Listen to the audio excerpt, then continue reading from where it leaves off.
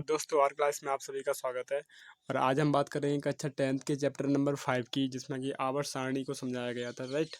तो आवर्त सारणी पहले मैं किस तरह से ये विकसित हुई, इसका वर्गीकरण यानी क्लासिफिकेशन क्यों ज़रूरी हो गया, ये मैंने अगली वीडियो में समझा दिया। ये उस वीडियो का पार्ट 2 है। तो इसमें मैं जो मॉडर्न पीरियडिक टेबल है उसको समझाऊंगा, यानी आधुनिक आवर्त सारणी है उसको समझाने का प्रयास करूंगा, राइट।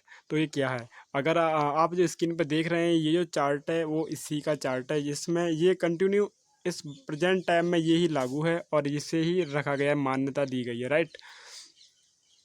अब मैं आपको बताऊं कि ये किस तरह से है और क्या है। तो इसमें आधुनिक आवर्त सारणी में ये बताया गया है कि इनके परमाणुओं सभी तत्वों को परमाणुओं के आवर्त फलन में रखा गया है, यानी उनके बढ़ते हुए परमाणु भार के क्रम में रखा गया है, और उनके गुणधर्मों के गुणधर्मों की क्वालिटी में रखा गया है, राइट। जिस तरह से किसकी सेम क्वालिटी है, गुणधर्मों की प्रॉपर्टी किस तत्व से सेम सिमिलरिटी खाती है, उस तत्व से इन्हें रखा गया है इस टेबल में। अब मैं बताऊं तो इसमें है क्या कि 18 तो आवर्त है, राइट। क्या है, 18 तो इसमें आवर्त है। यहाँ पर आप देख रहे होंगे 1 2 3 4 5 ऐसे करके ये स्तंभ वाई स्तंभ जो हैं, यहाँ पर तो 18 समूह हैं। और यहाँ पर क्षैतिज के रूप में अगर ऐसे गिना जाए, हाइड्रोजन और हीलियम को इस तरह से गिना जाए तो 7 आवर्त हैं, राइट। समूह कितने हैं, 8 समूह हैं, 18 समूह हैं और 7 आवर्त हैं। इस तरह से इनको रखा गया है, राइट। और 118 तत्वों को रखा गया है, और कुछ तत्व अवेलेबल नहीं है नेचुरल में, प्रकृति में, तो उनको लिए जगह इसमें छोड़ दी गई है, राइट। उनके लिए जगह छोड़ दी गई है। वो एक जो तत्व हैं तो वो हैं hydrogen, helium, sodium, potassium, rubidium, caesium, francium. इस तरह से समूह 2 के तत्व हैं, beryllium, magnesium, calcium, strontium, barium और रेडान। इस तरह से ये ऐसे समूह 3 में स्ट्रांसियम, इस तरह से चलते गए। तो राइट, अब ये समूह क्वालिटी के अनुसार रखे गए हैं, किसकी क्वालिटी किसकी सेम है, इस तरह से इन्हें सजाया गया है, राइट। तो अब मैं बताऊं समूह का मतलब क्या होता है, कि समूह का मतलब होता है उसकी वैलेंसी, जिस समूह में उसकी वैलेंसी उतनी ही होती है, राइट। तो अगर समूह 1 में है तो उसकी वैलेंसी 1 होती है, समूह 2 में है तो उसकी वैलेंसी संयोजकता 2 होती है, राइट। तो अगर नेक्स्ट की अगर मैं बात करूं यहाँ पर, तो ये जो आवर्त, अब ये बताऊं यहाँ जितने भी, अगर मैं यहाँ से एक एरो बना रहा हूँ, ये जो जितने भी हैं वो सब धात्विक गुण होते हैं, यानी ये सभी धातुएं हैं। इधर जितने भी नाम लिए जा रहे हैं, ये मैग्नीशियम, क्रोमियम, इस तरह से आयरन, कॉपर, निकेल, जिंक, तो ये सब धातुएं हैं, राइट। और नेक्स्ट की अगर बात करूँ तो ये जो लाइन आप देख रहे होंगे यहाँ से बोरॉन से यहाँ तक, ये जो लाइन ड्रा कर रहा हूँ मैं, ये जो है वो है, अगर यहाँ से ऐसे एरो में डाल देता हूँ, ये जो लाइन आ रही है तो अधातु और अधातु दोनों के इसमें गुण पाए जाते हैं, क्वालिटी दोनों की होती है, राइट। और इस तरह पर यहाँ पर गैसें चुनी गई है, यहाँ पर ये जो गैस है ली गई है इस साइड में, राइट। तो यहाँ पर समूह 18 के जो तत्व होते हैं उनकी बैलेंसी जो है वो शून्य होती है, क्योंकि उनके लास्ट वाले कक्षा पूर्ण तरह भरी होती है इलेक्ट्रॉनों से। अब ये किस तरह से होता है इसका वर्णन मैं आगे करूँगा, तब तक के लिए अब पेपर में किस तरह से क्वेश्चन पूछा जाएगा, किस तरह से लिखा जाएगा, तो ये पीरियडिक टेबल अगर जितनी याद हो सके तो उतनी याद कर लेना, लेकिन फिलहाल मैं बताऊँ इम्पोर्टेंट के तौर पर, तो ये जो होगा इतना ये इम्पोर्टेंट है इस साइड में, और ये है थोड़ा सा, इनमें से कुछ तत्व बता दूंगा मैं। और ये जो लाइन है इस तरह से मैंने डाली है यहाँ पर, तो ये लाइन है, राइट। समूह 18 के तत्वों को याद करना होता है, इस साइड वालों को याद करना होता है। तो इससे क्रियाविधि होती रहती है, केमिस्ट्री आगे समझ में आती है, राइट। में क्वेश्चन आंसर आएंगे, उस पर बात कर लेते हैं। अभी पीरियड टेबल आपने देख ली होगी, राइट। अभी क्या थी,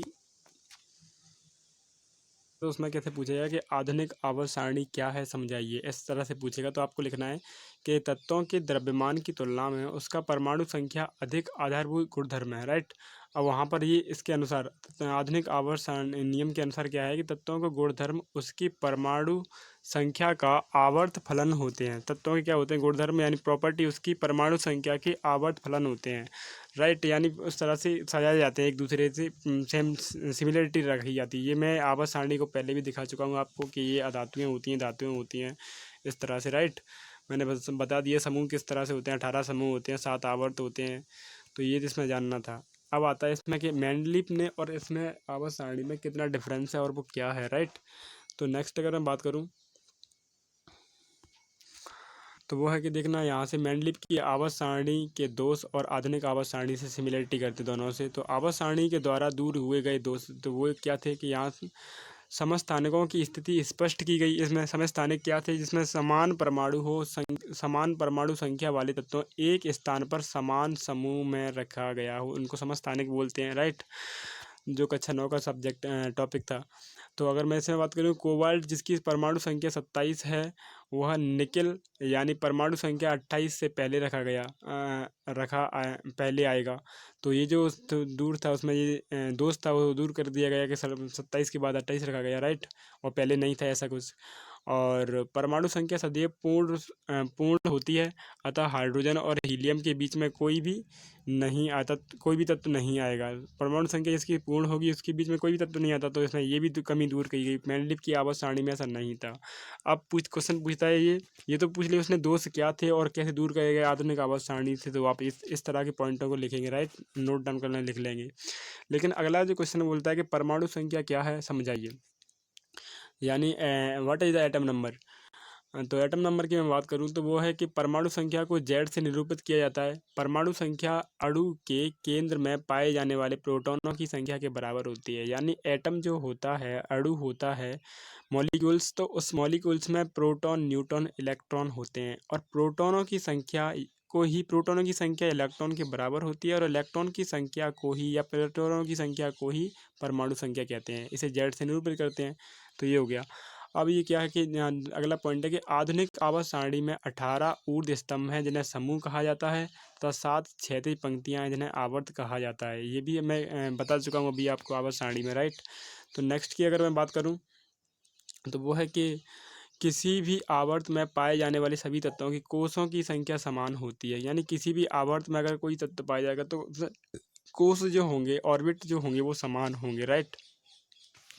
जैसे कि यहाँ पर आया कि हीलियम जो है समूह से बात करें तो लिथियम की जो है 2 समूह हैं। यहाँ पर दो दो समूह सबके बने हुए, ऐसे ही बेरिलियम के 2, ऐसे ही बोरॉन के 2, कार्बन के 2 और नाइट्रोजन के 2। यानी समूह जो आवर्त में जो आ रहे हैं तो उनके कोषों की संख्या समान होती है। कोष बोलते हैं इस तरह से, एक परमाणु होता है, उसमें कक्षाएँ होती हैं कुछ इस तरह से।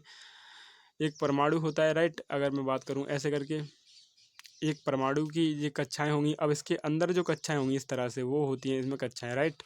तो इन्हें बोलते हैं कोष, राइट। अब मैं नेक्स्ट बात करूं तो यहाँ पर लिथियम में 2 कोष थे। पहली कक्षा में 2 इलेक्ट्रॉन भरे गए, दूसरी कक्षा में 1 इलेक्ट्रॉन भरा गया। ऐसे ही बेरिलियम के लिए 2 थे, दूसरी कक्षा में 2 इलेक्ट्रॉन भरे गए। तो इस तरह से ये समझाया गया है, राइट। यहाँ पर अब ये किस समूह में आ रहा है तो वो समूह की जानकारी लास्ट कुछ यहाँ से बना रहा है कि लास्ट वाली कक्षा में कितने इलेक्ट्रॉन हो उतना ही जो समूह में होगा, राइट। और इस पर मैं आगे और भी चर्चा कर दूंगा किस तरह से उसकी बैलेंसी होती है, राइट। तो नेक्स्ट की अगर बात करूं तो वो है कि एक समूह के सभी तत्वों में संयोजी इलेक्ट्रॉन समान होते हैं। अब यही बात वो भूल गया कि एक समूह के सभी तत्वों के संयोजी इलेक्ट्रॉन का मतलब होता है लास्ट वाली कक्षा में या ऑर्बिट में इलेक्ट्रॉनों का होना। जैसे हाइड्रोजन में 1 होता है, तो लिथियम यानी एक ही समूह के हैं ये सब, फर्स्ट के, तो लास्ट वाली कक्षा में फर्स्ट ही इलेक्ट्रॉन होगा, राइट। और इस तरह से ये बताया गया है। नाइट्रोजन की लास्ट वाली कक्षा में 1 इलेक्ट्रॉन, सब में 1 1, तो समान संख्या होती है। ये बात समझ में आ गई। अब यहाँ पर देखते हैं नेक्स्ट पॉइंट जो है अगला, कि सभी तत्वों में संयोजी इलेक्ट्रॉन की संख्या एक समान होती है। दूसरा जो पॉइंट हुआ कि ये आधुनिक आवर्त सारणी के नियम है, राइट, ना कि मेंडलीव के। और सभी समूह में नीचे से ऊपर जाने पर कोषों की संख्या बढ़ती है। यानी समूह में नीचे जाने पर इस तरह से चलेंगे तो कोषों की संख्या अधिकतर होती जाएगी, क्योंकि इलेक्ट्रॉनों की संख्या बढ़ती जाएगी तो कोषों की संख्या भी थोड़ी बढ़ती जाती है, राइट। नेक्स्ट अगर मैं बात करूँ, किसी विशेष आवर्त में पाए जाने वाले तत्वों की संख्या ये इस बात पर निर्भर करती है कि किस प्रकार इलेक्ट्रॉन विभिन्न कोषों में भरे जाते हैं। यानी आवर्त जो होगा वो तत्वों की संख्या जो होगी तो इस बात पर निर्भर करेगी कि किस तरह से उसमें कोष जो होंगे उसमें इलेक्ट्रॉन भरे जा रहे होंगे, राइट। इस तरह से किस तरह से इलेक्ट्रॉन उसमें भरे जा रहे हैं, इस तरह से कोष बनते हैं। अगर नेक्स्ट की मैं बात करूँ, अगला पॉइंट जो है तो वो है कि विभिन्न कोषों में भरे जाने वाले इलेक्ट्रॉनों की संख्या के आधार पर आवर्त में तत्वों की संख्या बता सकते हैं। यानी आवर्त के अनुसार ही हम बता देंगे कि ये किस में कितने इलेक्ट्रॉन होंगे, राइट। इसे तत्व में कितने इलेक्ट्रॉन होंगे अगर वो हमें पता चल जाए किस आवर्त में। तो ये वाला पॉइंट हुआ क्लियर। नेक्स्ट पॉइंट की अगर मैं बात करूँ तो वो है कि किसी कोष में इलेक्ट्रॉन की अधिकतम संख्या का सूत्र जो 2n² द्वारा निरूपित की जा सकती है, जहां n दिए गए कोषों की संख्या को दर्शाता है। यानी n बराबर उसमें कोष कितने हैं, अगर उसको इस वैल्यू में रख दिया जाएगा तो वहां पर इलेक्ट्रॉन की संख्या उसकी प्रदर्शित हो जाएगी कि इसमें कितने इलेक्ट्रॉन होंगे। और इस तरह से के कोष में n बराबर 1 इलेक्ट्रॉन, तो 1 इलेक्ट्रॉन होता है प्रथम तत्व में, प्रथम आवर्त में दो तत्व हैं। ऐसे ही दूसरा जो कोष है n बराबर 2 रख दिया है, l से उसे रिप्रेजेंट कर रहे हैं, l m n n इस तरह से आगे बढ़ते जाते हैं, k l m n o p q, इस तरह से कोष बढ़ते जाते हैं, उनके नाम है ये। तो अगर दूसरे नंबर पे आ रहा है तो 2n बराबर हो गया, पहले नंबर पे आ रहा है तो k 1 बराबर हो गया, n बराबर 1 हो गया, राइट। तो अगर यहाँ पर एल कोष की अगर बात करें तो इसमें अगर एन इसमें मान रखा जाए, इस वाले फॉर्मूले में मान रखा जाए तो 8 तत्व प्रथम आवर्त में 2 तत्व होते हैं। ये वाला 2 तत्व जो समान आ रहा है बार बार, वो इसी का एग्जाम्पल है कि इस तरह से रखा जाएगा तो होगा, राइट। अगर नेक्स्ट की अगर बात करें अगले पॉइंट की, तो वो है कि आवर्त सारणी में तत्वों की स्थिति उसकी रासायनिक क्रियाशीलता को बताती है, राइट। कि आवर्त सारणी में तत्वों की जो स्थिति है वो रासायनिक क्रिया को बताती है। इसका मतलब है कि किस तरह से क्रिया करेगा, कोई भी एलिमेंट्स है वो कहाँ पर रखा है, तो किस तरह की उसकी क्रिया विधि होगी अन्य तत्वों से, तो आवर्त सारणी ये बताती है। अगला पॉइंट है कि संयोजकता इलेक्ट्रॉनों द्वारा तत्वों द्वारा निर्मित आबंधों का प्रारूप तथा संख्या निर्धारित होती है। संयोजकता से पता चलता है कि इसमें इलेक्ट्रॉनों का जुड़ना किस तरह से है, किस तरह की केमिकल रिएक्शन करेगा, किस तरह से बॉन्डिंग बनाएगा, ये उसकी वैलेंसी बताती है। और वैलेंसी होती है लास्ट वाली कक्षा में उपस्थित इलेक्ट्रॉनों की संख्या, राइट। अब आते हैं कि ये क्या है कि आधुनिक आवर्त सारणी की प्रवृत्ति क्या है, इसको समझते हैं कि इसमें क्या क्या क्या पढ़ना पड़ता है, राइट। किस के इसमें बेनिफिट हुए हमें, तो संयोजकता की जानकारी मिलती है। परमाणु के सबसे बाहरी कोष में उपस्थित इलेक्ट्रॉनों की संख्या को संयोजकता कहते हैं। अगर इस तरह से पूछा जाए बता देंगे आप, मैंने कई बार बता दिया इस वीडियो में।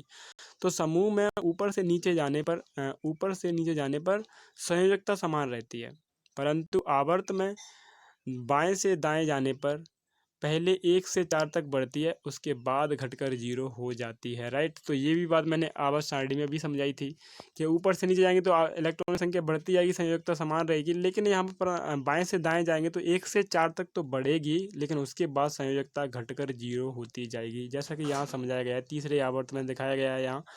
तो सोडियम, मैग्नीशियम, एल्यूमिनियम, आवर्त का मतलब इस तरह से चलना, राइट, इस तरह से चलना, इस तरह से गिनना। तो यहाँ पर बताया गया है। तो इसकी संयोजकता बताइए कि पहले जो समूह में वो 1, दूसरे समूह में 2, तीसरे समूह में 3, फोर्थ समूह में है, ग्रुप में है तो 4। लेकिन 4 के बाद जो समूह है उसकी 3, 2, 1 और 1, 0, 0 के बाद फिर वहीं शुरू होगी 1, 2, 3 ऐसे करके चलती जाएगी, राइट। पर 7 ही आवर्त होते हैं तो ये पूरे हो जाते हैं यहाँ पर आर्गन से लेकर के, राइट, सोडियम से आर्गन तक, राइट। अगर नेक्स्ट की मैं बात करूँ परमाणु साइज क्या है, इस तरह से क्वेश्चन कई बार पूछा गया है पेपर में, कक्षा 10th में।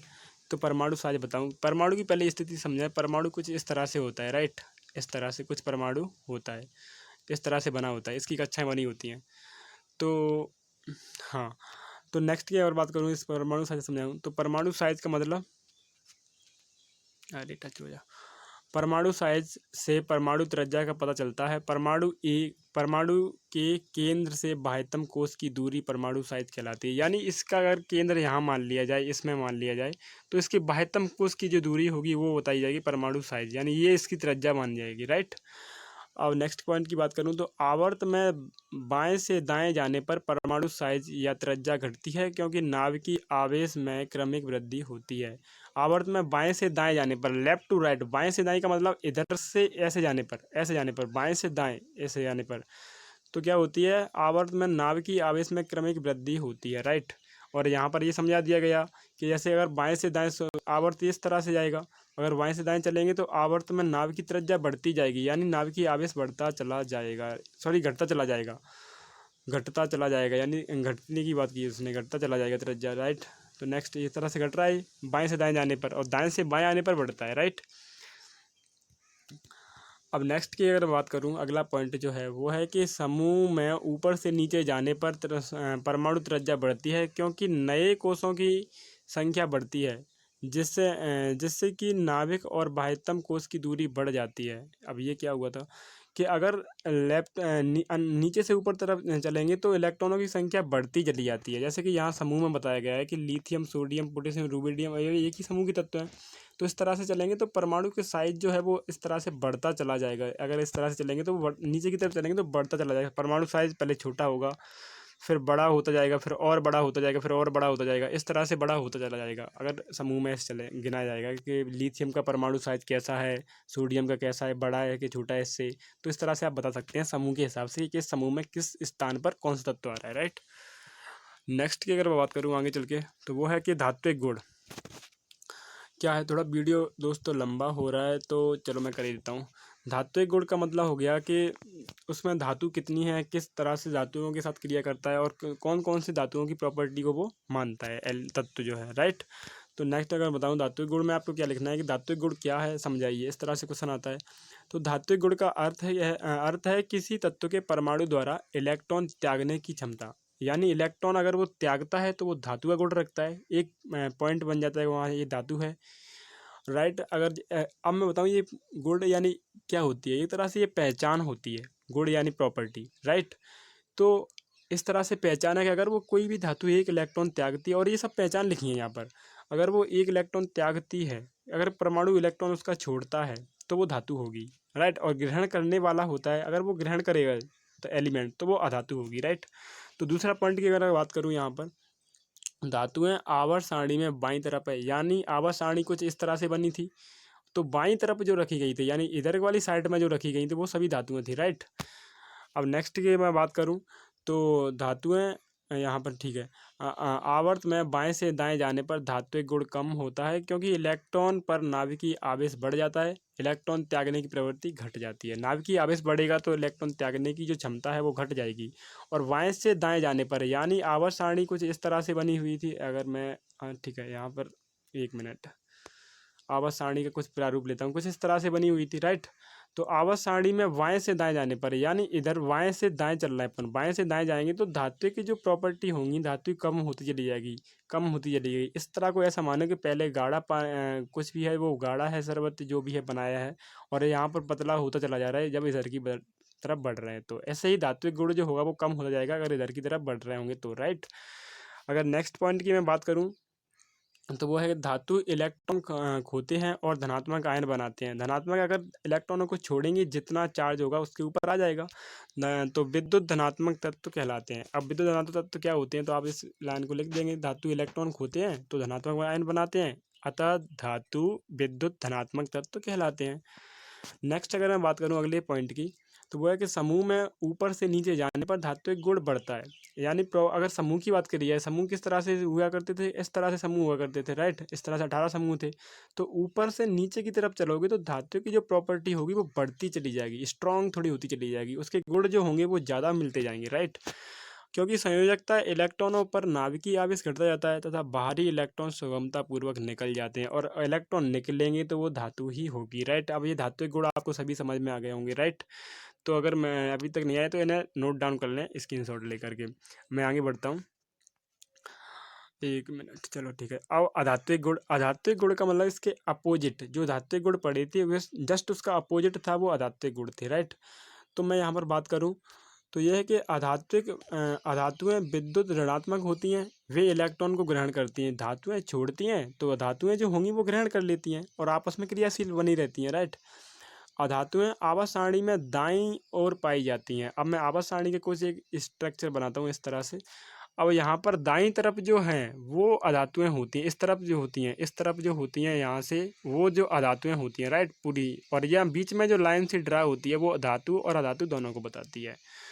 तो नेक्स्ट की अगर मैं बात करूँ अगले पॉइंट की, तो वो है तीसरा पहला पॉइंट कि आवर्त में बाएं से दाएं जाने पर अधात्विक गुण बढ़ता है। यानी बाएं से दाएं जाने पर अधात्विक गुण बढ़ता जाता है और धात्विक जो गुण होता है, मेटल का गुण होता है, वो कम हो जाता है, नॉन मेटल बढ़ता जाता है, राइट। क्योंकि प्रभावी नाभिकीय आवेश बढ़ने के कारण इलेक्ट्रॉन ग्रहण करने की प्रवृत्ति बढ़ जाती है, और जैसे इलेक्ट्रॉन ग्रहण करने की प्रवृत्ति बढ़ेगी इलेक्ट्रॉन ग्रहण करने की, तो वो अधातु होगा, ज़्यादा इलेक्ट्रॉन ग्रहण करेगा तो ज़्यादा अधातु है, राइट, नॉन मेटल है। अगला पॉइंट की बात करूं तो समूह में ऊपर से नीचे जाने पर अधात्विक गुण कम हो जाता है क्योंकि प्रभावी नाभिकीय आवेश कम हो जाता है। नाभिकीय आवेश का मतलब उसमें इलेक्ट्रॉनों का एक तरह से खींचना, इस तरह से चार्ज होना एक तरह से, इसमें इलेक्ट्रॉन अपनेपन की क्षमता कम हो जाती है, राइट। तो ये भी बात सरल थी। अब नेक्स्ट पॉइंट की बात करूँ धात्विक गुणों में, तो आवर्त सारणी के मध्य में उपधातुएं अर्थात अर्ध धातुएं पाई जाती हैं। जैसे कि मैंने अभी एक यहाँ पर एक आवर्त सारणी बनाई और वहाँ पर ये बीच में ड्रा करी लाइन, मतलब धातु और अधातु की एक तरह से सीमा, बाउंड्री, वहाँ पर जो होती हैं धातुएं, जो तत्व रखे गए हैं समूह ऐसे करके 15-16 में रखे गए हैं, तो वो अधातुएं और धातुएं दोनों की प्रॉपर्टी को रखते हैं। जैसा कि इसमें लिखा गया है, ये तत्व कुछ गुण धातुओं के तथा कुछ गुण अधातुओं के दर्शाते हैं, राइट। तो आपको ये बात क्लियर हुई होगी। अब मैं नेक्स्ट बात करूँ अगले पॉइंट की, तो वो है कि धातु ऑक्साइड क्षारीय प्रकृति के होते हैं, जबकि अधातु ऑक्साइड अम्लीय प्रकृति के होते हैं। नेचर यानी कि इसकी धातुएं जो होंगी वो क्षारीय होंगी, बेसेज होंगी, और अधातुएं जो होंगी वो एसिड होंगी। थोड़ी सी अधातुएं कैसी होती हैं, एसिड नेचर टाइप की होती हैं, राइट। अब यहाँ पर 1 मिनट यार, समाप्त हो जाता है। अब इसके क्वेश्चन आंसर जो बचते हैं, तो अगली वीडियो में हम क्वेश्चन आंसरों को लेकर हाजिर होंगे, राइट। तो यहाँ पर जो क्वेश्चन आंसर होंगे उनको सॉल्व करेंगे, और जिस पीडीएफ से ही वो क्वेश्चन आंसर बनेंगे, वो पेपर एनसीईआरटी बुक्स के ऑल क्वेश्चन आंसर को सॉल्व करने की कोशिश करेंगे। अभी तक आपसे एक रिक्वेस्ट है छोटी सी, अगर ये वीडियो पसंद आए तो प्लीज़ इसे लाइक करें, और अगर आपने अभी तक नए हैं इस चैनल पर, आप पहली बार आए हैं, तो इसे सब्सक्राइब भी करें, राइट, और अपने दोस्तों को बताएं। तब तक के लिए मिलते हैं, बाय बाय। अपने दोस्तों में शेयर करना ना भूलें, राइट। बाय बाय बच्चों।